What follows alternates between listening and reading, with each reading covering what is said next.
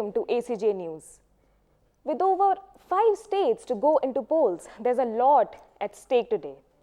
February 10 is a rather eventful day, which is also why we appeal to the citizens to use their fundamental right, go out and vote.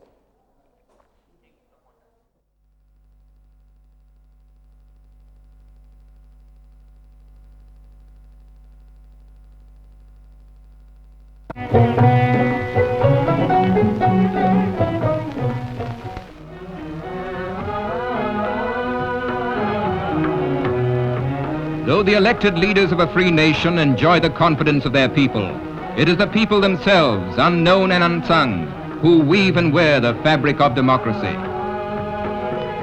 What follows here is the record of such a people, the people of our nation who played a worthy, active part in a great experiment, the experiment of free India's first general elections. The largest democratic elections in world history were an unparalleled success. They went their way efficiently and peacefully, thanks to adequate precautions, to the efforts of the officials, but most of all, because of the wisdom and action of all of those who voted. Whether the part our people played in the great experiment has been fitting and worthwhile, it can be acclaimed in a single word, and that word is yes.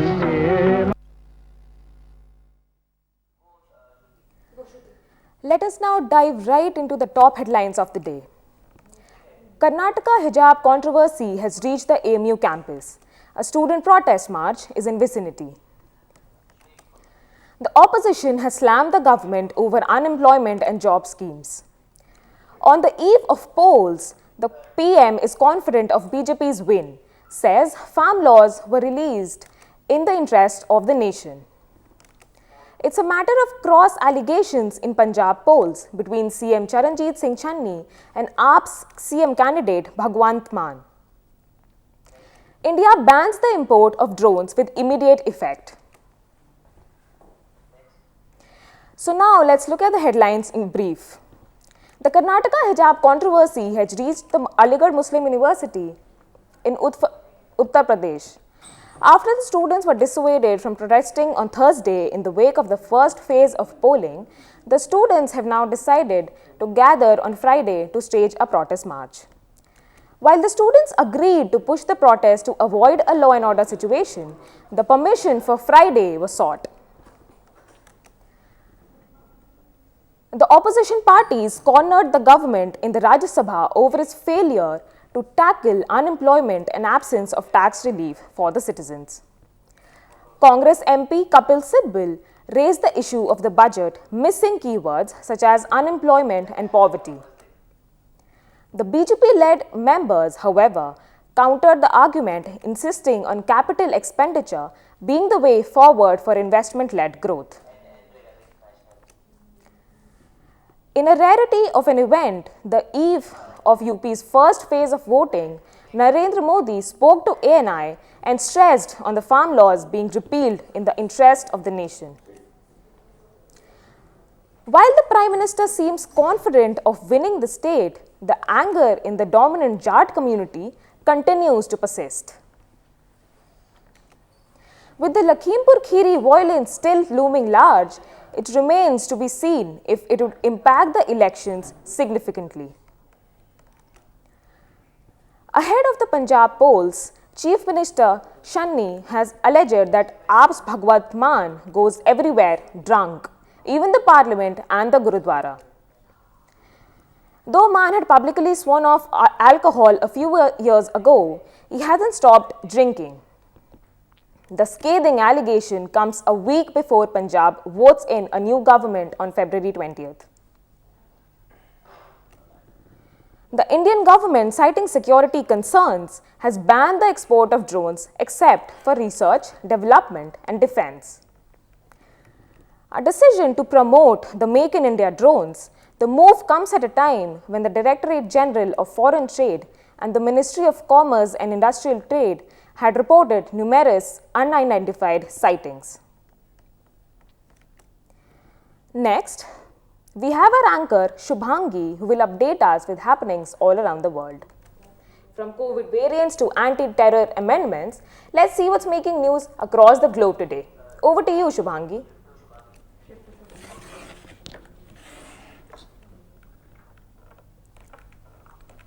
Hello Shruti, a very good morning to all our viewers.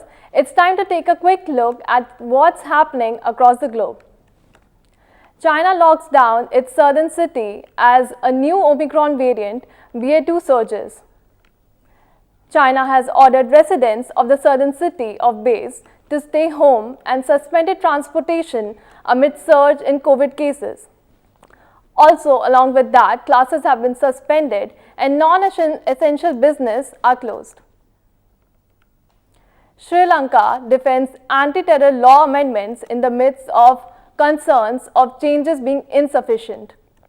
In another news, Sri Lankan Ministry of Foreign Affairs released a statement defending a proposed amendment to its 43-year-old anti-terror law that has been criticized for granting far-reaching powers to security forces to arrest and detain convicted without trials. Vice President Kamala Harris's husband, Doug Emhoff, was rushed out of a school event after bomb threat. Second gentleman Emhoff was whisked out of an event at Washington High School after an apparent bomb threat. Emhoff's spokesperson, Katie Peters, tweeted that he is safe and the school has been evacuated. Moving on, the Libya Prime Minister rejects move by the Parliament to replace him. Libya Prime Minister Abdul Hamid Dbeibah took a stand against efforts to appoint a new premier and said in a televised speech that he will not hand over power. He says that in doing so, it will create division and chaos among people. In light of Academy Awards 2022, a complete list of Oscar nominations have been released. Dune, Power of the Dog received major nods. The winners of the 94th Academy Awards will announced on March 27 in Los Angeles. Well, these were some of the top stories coming in from different parts of the world. Over to you, Shruti.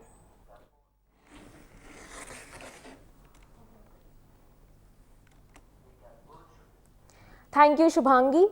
Moving on, we have Vedant Agarwal reporting on a recently released progressive draft of the women's policy in Tamil Nadu. Vedant reports on the on-ground reality of the fisherwomen community, their everyday ordeals and the gaps the policy fails to address. Let's have a look.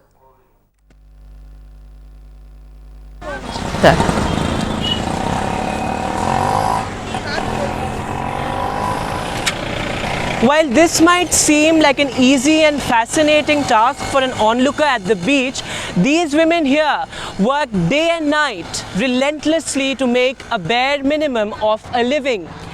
Now viewers, the recently released first draft of the women's policy of Tamil Nadu does not cover these women at all. Are these not part of the workforce that the policy seeks to target? While it talks about menstruation, it talks about the identity of women, it talks about job opportunities for women, it talks about creating educational opportunities for women, it does not talk about these fisher women who contribute significantly to the economy of the beach. Let's understand what some of their occupational hazards and day-to-day problems are.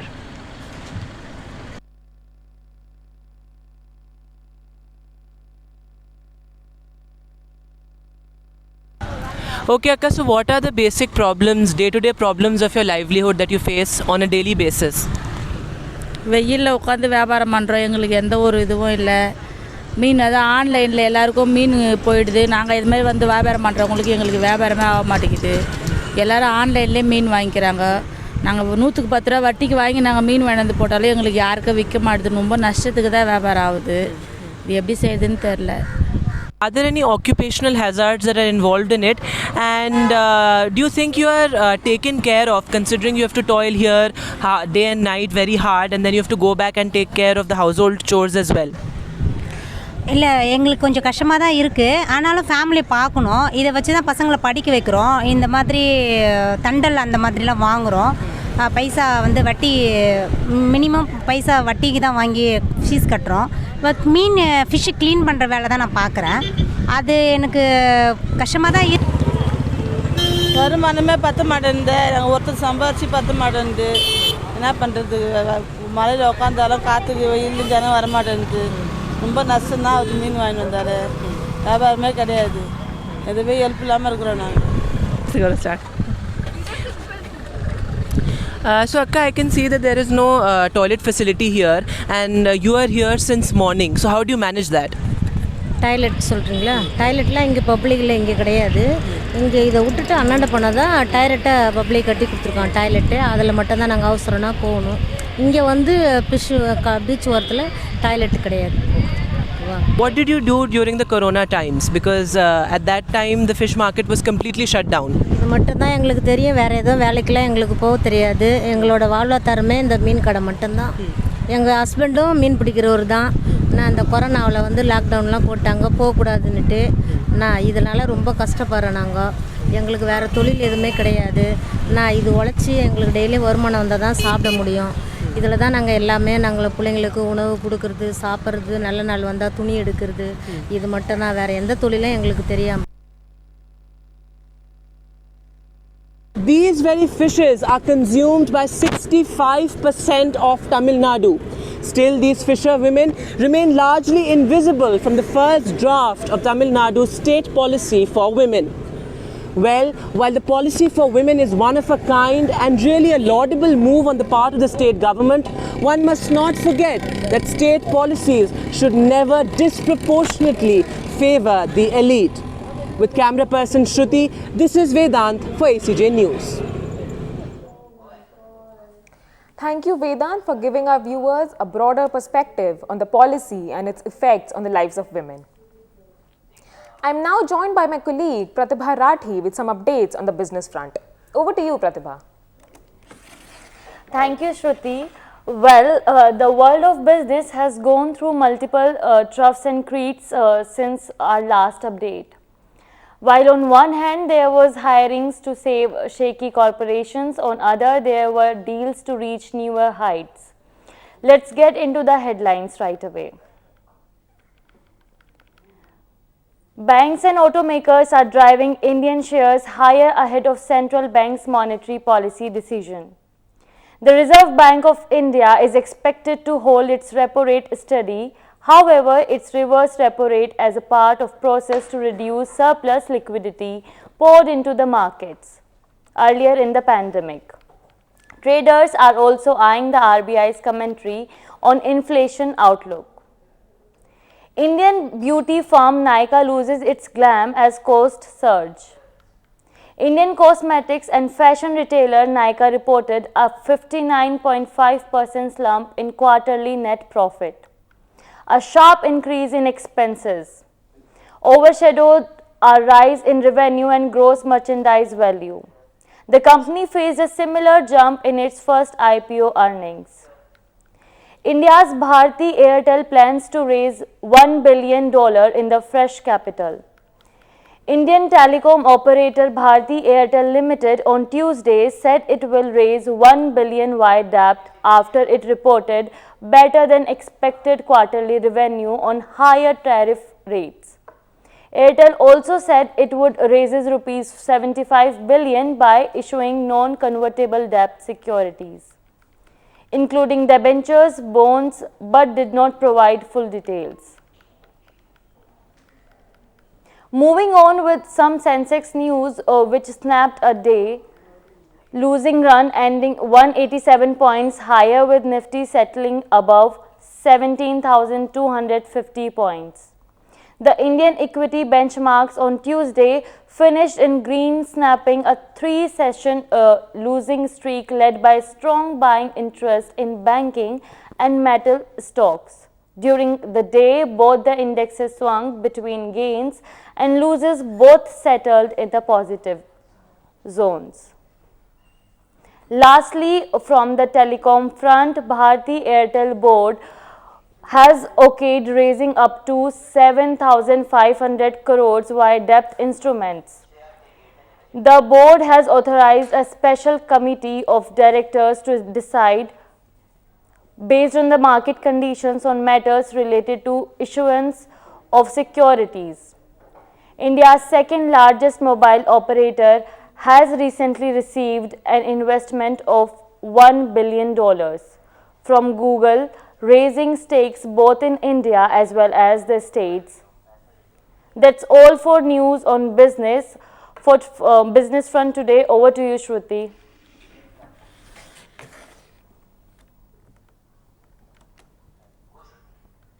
Those were some headlines from across the nation.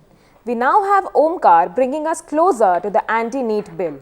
On February 8, 2022, a special assembly session of Tamil Nadu Assembly re-adopted the anti-NEET bill. This bill was returned by Governor R.N. Ravi in January. Let's look at Omkar's take on the same. On February 8, 2022, a special assembly session of Tamil Nadu Assembly re-adopted the anti-NEET bill. This bill was returned by Governor R.N. Ravi in January. Governor's decision to return this bill was considered confrontational by state government. Because he was not agreed with the bill and also because of remarks of state appointed expert committee about NEET, which is backed by the central government. With the re-adapting and sending it again to the governor, bill is likely to be forwarded to the president for this assent.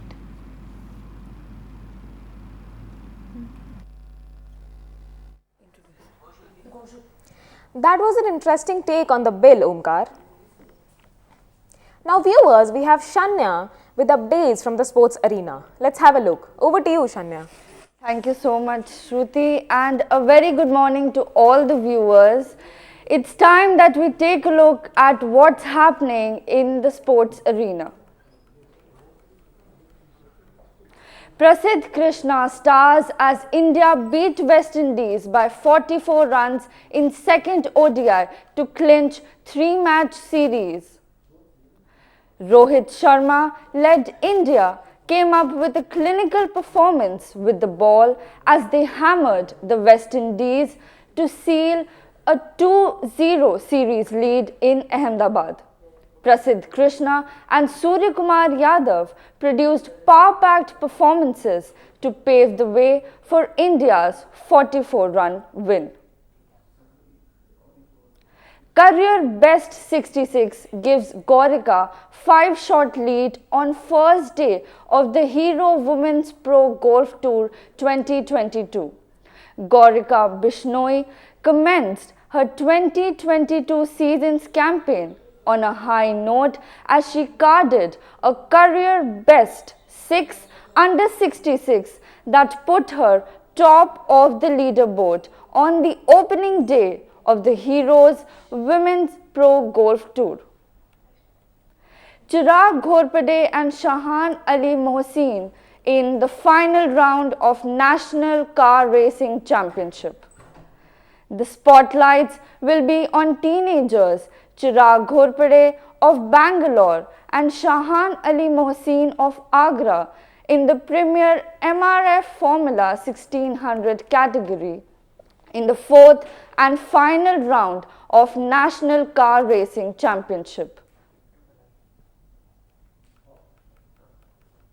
Yash Dhul named in Delhi Ranji Trophy.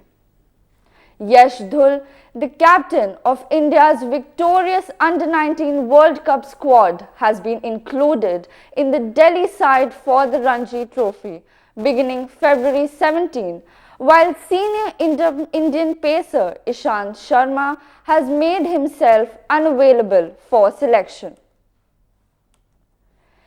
Denmark make winning Olympic debut while ROC survive Swiss scare.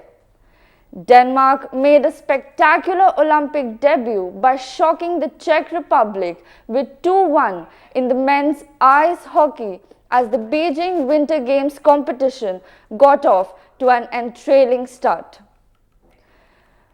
Well, this is all that is from the sports arena across the globe. Back to you, Shruti.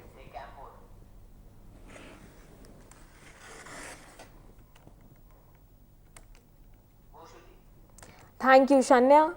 We now have a renowned expert of women's issues, Vedanta Agarwal, joining us to give a broader perspective on the Tamil Nadu women's policy.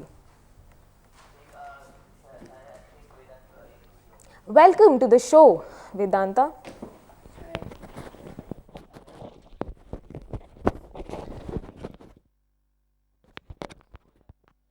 Thank you, Shruti, for having me. Sorry for being late to your show.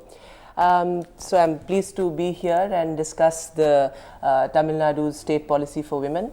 At the onset, what do you think Tamil Nadu's first draft of the women's policy?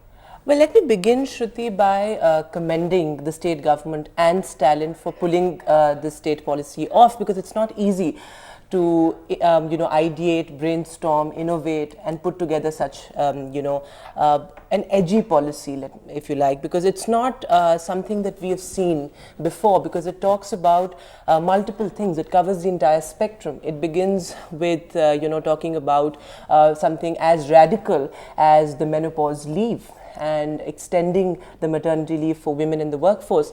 But I would also like to point out here, Shruti, that it is more like what you can call a welfare state scheme, if you like. Yeah. It focuses on subsidies, it focuses on grants. So it's almost like somebody at the top being the bountiful person and giving women these subsidies and grants, as opposed to sort of really getting to the grassroots, understanding the problem and uprooting it. So I would call it a welfare state scheme, but the provisions in the policy definitely are capable of triggering a fruitful conversation, which is of course in the offing, and about time, I feel, about time that such a policy was brought to the table. Yeah, and you're the expert, so you're probably the best person to answer this. Do you believe the policy is all-encompassing when it comes to women? Well, all-encompassing, not in the truest sense of the term. All-encompassing in the sense that it talks about various sort of aspects and facets of a woman's life, but not all-encompassing in terms of covering the entire economic spectrum, which I'll come to a little later. But first, let me talk about the fact that it talks about all stages of a woman's life. So it's catering to an adolescent girl who is not educated about, say, menstruation, who is sort of grappling with her sexual identity. So it talks about things as radical as these, which we do not see being talked about, particularly by governments. So that is something that I'm very thrilled about, that it talks about these things. And then it also talks about bringing women back into the workforce. So women, once they're married off, it's very difficult for them to sort of venture back into the workforce. But it talks about that as well. It talks about bringing women back to the workforce fold, and that is something that I'm very thrilled about. Now, you use the word all-encompassing. So it's not all-encompassing in terms of covering or encompassing through all, through the entire economic spectrum, because it does not talk about women who are part of the unorganized labor. In fact, it was ACJ News, and I'm pleased that it was your news channel that broke the story first, that it was, the fisher women, for instance, who are part of the unorganized labor sector, are not included in the, in this policy. So that is something that, is interesting to think about. Now, another thing, Shruti, is that it talks about 4 core aspects, which is social, economic, political, and emotional. Now, that is, sort of a novel addition to such state policies, that we're talking about women's emotional, needs, emotional circumstances that sort of also add to the inequitable circumstances that are sort of that we are privy to. Now, another thing that I would like to point out here is that this policy is in line with contemporary feminist discourses, which I'm very happy about. It's not an obsolete policy. It sort of invokes terms, analogies, constructs that are part of the latest contemporary feminist discourses. So coming back to a question, it's not all-encompassing in the deepest sense of the term, but it has definitely tried to bring more and more women into the fold. Yeah. You've given us a comprehensive viewpoint. What do you believe are the gaps in the policy that the policy fails to address? So as I said, I mean, the very first gap is that it needs to acknowledge that there are women in the workforce beyond the elite, beyond the drawing rooms of Chennai. So those women also need to be addressed, those women also need to be acknowledged, and any state policy must not sort of very disproportionately favor the elite. Now that is one thing. Another thing, another sort of major gap here is that we are talking about things like menopause leave, we are talking about things like maternity leave, we are talking about awareness to sexual health, but the point is that a lot of the illiterate and unexposed sort of section of women are not really akin to these these constructs, these concepts. So how are we going to tackle that? If we sort of put the policy in that perspective and view it in that sense, then it becomes a sort of a superficial, if you like, a touch on the subject. So I feel that is one of the things. The other thing here is that it has a sort of an exclusive approach, in the sense that we are talking about socially and economically backward women who come from socially and economically backward classes, and on the other hand our subjects that we are sort of invoking belong entirely to the elite. So that sort of contradiction, that mismatch is something that needs to be tackled as well. But having said that, let me tell you that it's a laudable effort and Tamil Nadu is one of the first states to sort of bring an exclusive, focused policy on women, and I'm very happy about that, and let me commend Mr. Stalin again. So viewers, that was Vedant, a renowned scholar when it comes to women's issues. He's given us a progressive and insightful explanation of the policy. Thank you, Vedant. Now viewers, let's go to Vijaya, our weather reporter, for updates on the weather. Hello everyone. Let's have a look at the weather in India today. The national capital, New Delhi, will have a temperature of 20 degrees Celsius with a wind speed of 16 km per hour. Delhi will be partly cloudy today. Moving on, Kolkata will have a temperature of 27 degrees Celsius with a wind speed of 8 km per hour. Kolkata too would be partly cloudy today. Let's take a look at the weather of finance capital of India, Mumbai. It will have a temperature of 31 degrees Celsius with a wind speed of 8 km per hour. Mumbai will have a sunny weather. Moving on to the southern India, Chennai will have a temperature of 30 degrees Celsius with a wind speed of 19 km per hour. Chennai will have a sunny weather today. Hyderabad, on the other hand, will have a temperature of 30 degrees Celsius with a wind speed of 6 km per hour. It would be mostly cloudy today. Moving on to the eastern India, Guwahati will have a temperature of 22 degrees Celsius with a wind speed of 6 km per hour. It would be partly cloudy today. Thank you so much, Vijaya, for the inclusive weather report. We now have Sriya reporting on the Chennai local polls. Over to you, Sriya. The local body election for Greater Chennai Corporation is scheduled to happen on February 19th, while counting and results will be out on February 22nd. The Election Commission has been training their officials with full force to conduct elections under the pandemic. However, while there has been a nomination of 3,500 candidates, the campaigning is still not seen to be happening in full force. இந்த local body எலெக்ஷனை பற்றி கேட்குறீங்க. இந்த local body election வந்து ரொம்ப வருஷமாக நடக்கலை. போன கவர்மெண்ட்லேயும் அது நடத்தலை. இப்போ இந்த கவர்மெண்ட் வந்ததுக்கப்புறம் நடத்துகிறாங்க. அதுவும் இந்த கோவிட் டைமில் நடக்குது. பட் எனியோ கோவிட் வந்து கொஞ்சம் கம்மியாக இருக்குது. அதனால் கொஞ்சம் ப்ராப்ளம் இருக்காதுன்னு நான் நினைக்கிறேன். பட் பீப்புளோட ப்ராப்ளம்ஸ் வந்து நிறைய இருக்குது. முன்னாடி ரொம்ப நாளாக லோக்கல் பாடி நடக்கிறதால லோக்கல் ப்ராப்ளம்ஸை அட்டன் பண்ணுறதுக்கு ஆட்கள் இல்லை. எலெக்டட் பாடி இல்லை. டோட்டலாக அஃபிஷியலில் தான் டிபெண்ட் பண்ணிகிட்டு இருக்க வேண்டியதாக இருக்குது. கவர்மெண்ட் அஃபிஷியல் வந்து பீப்புளோட ப்ராப்ளத்தை வந்து புரிஞ்சிக்கக்கூடிய கெப்பாசிட்டி இல்லாதவங்க. ஆக்சுவலாக அதுதான் கவர்மெண்ட் பாடி ஆஃபீஸர்ஸு. அவங்களுக்கு வந்து லோக்கல் பாடி எலெக்டட் பீப்புளுக்கு தான் பீப்புளோட difficulty. Meanwhile, the Hindu Munnani group held a meeting at Trichy on February 5th to encourage Hindu voters to come and unite and vote for only those candidates who share Hindu sentiments under slogans like Preserve the Indian Culture. This is Riya Kundu reporting for ACJ News. Well, these were the stories that made headlines today. On behalf of all of us from ACJ News, we appeal to you to mask up and stay safe. I'm your host, Shruti Sinha. Keep watching ACJ News.